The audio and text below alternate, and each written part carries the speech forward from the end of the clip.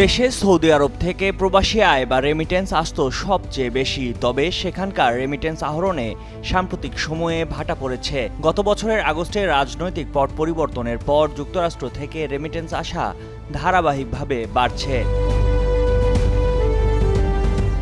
গত ফেব্রুয়ারি মাসেও যুক্তরাষ্ট্র থেকে বাংলাদেশি প্রবাসীরা ৪৯ কোটি ১২ লাখ ডলার পাঠিয়েছেন। বাংলাদেশ ব্যাংকের সর্বশেষ প্রতিবেদন থেকে তথ্য জানা গেছে। কেন্দ্রীয় ব্যাংকের তথ্য অনুযায়ী ফেব্রুয়ারি মাসে রেমিটেন্স আসার তালিকায় দ্বিতীয় অবস্থানে ছিল আরব আমিরাত। দেশটি থেকে প্রবাসীরা ৩৩ কোটি ৪৯ লাখ ডলারের রেমিটেন্স পাঠিয়েছিলেন। এর পরের তালিকায় থাকা সৌদি আরব থেকে এসেছে ৩২ কোটি ৮৮ লাখ ডলারের রেমিটেন্স। এছাড়া যুক্তরাজ্য থেকে ৩০ কোটি ৫৫ লাখ, মালয়েশিয়া থেকে ১৮ কোটি ৩৮ লাখ, কুয়েত থেকে ১৪ কোটি ১১ লাখ, ওমান থেকে ১২ কোটি ৩৭ লাখ, ইতালি থেকে ১১ কোটি ১১ লাখ, কাতার থেকে ১০ কোটি এবং সিঙ্গাপুর থেকে ৭ কোটি ৮৬ লাখ ডলারের রেমিটেন্স এসেছে।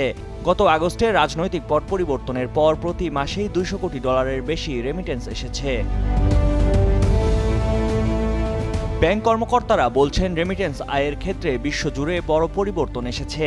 এখন প্রবাসী আয় প্রেরণকারী বৈশ্বিক বড় বড় প্রতিষ্ঠান বিভিন্ন দেশ থেকে ছোট ছোট প্রতিষ্ঠানের কাছ থেকে রেমিটেন্স কিনে নেয়। পরে সেসব আয় একত্র করে নির্দিষ্ট একটি দেশ থেকে তা গন্তব্য দেশে পাঠায়। ওয়েস্টার্ন ইউনিয়ন, মানিগ্রাম সহ বড় বড় প্রতিষ্ঠান অ্যাগ্রিগেট বা সমন্বিত পদ্ধতিতে রেমিটেন্স সংগ্রহ করে তা প্রেরণ করে। গত ফেব্রুয়ারি মাসে প্রবাসীরা ২৫২ কোটি ৮০ লাখ ডলার আয় পাঠিয়েছিলেন, যা বিদায়ী বছরের একই সময়ের তুলনায় ১৭% বেশি।